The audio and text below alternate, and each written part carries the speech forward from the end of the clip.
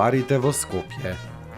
Скопје надалеку било познато по своите мајстори чевлари што изработуваат чевли по најнова мода и со највисок квалитет. Во 1950-тите години најголемите фраери на корзото ги носеа познатите шпиц или шими чевли.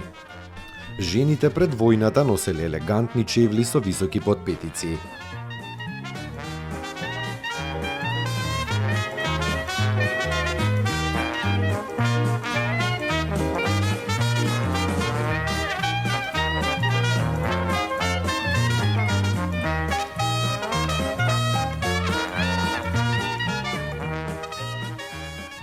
Познатиот англичанец доктор Браун во своите описи вели: во градот има 700 дуќани што произведуваат кожа.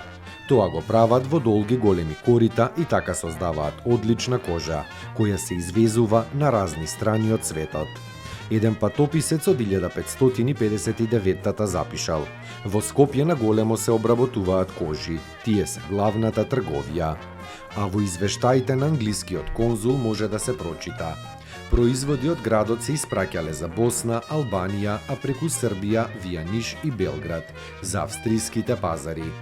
Тоа било волна, кожа и други производи, а како размена се добивала австриска стока.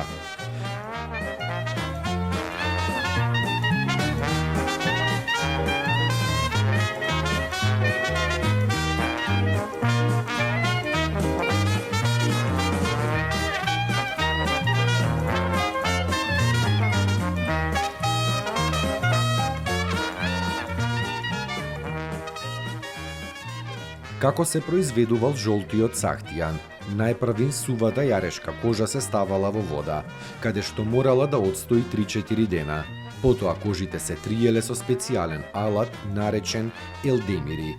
Следната фаза била постилањето на кожите на земја и нивното посипување со вар.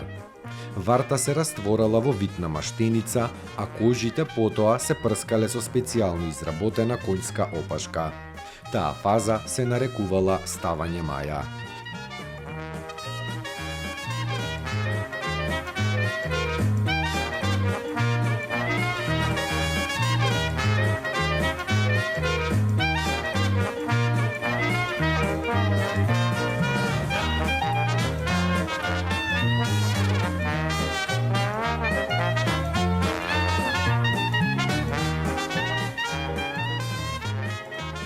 Најинтересниот дел бил нивното обработување во големи камени корита, кои се држеле во вода, обично на брегот на реката Вардар.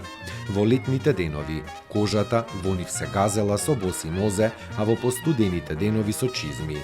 Производот се ставал во големи буриња во реката Вардар и тие се вртеле во водата со голема брзина. На тој начин кожата се плакнела, а потоа била подготвена да се суши и да се пакува.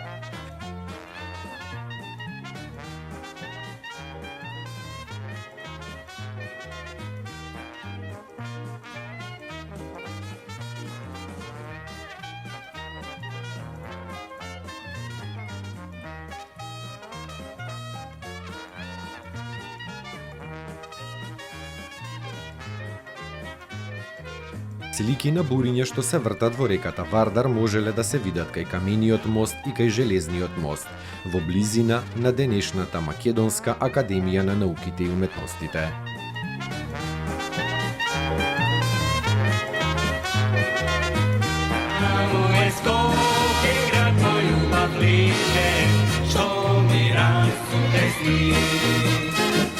Вечно ќе ја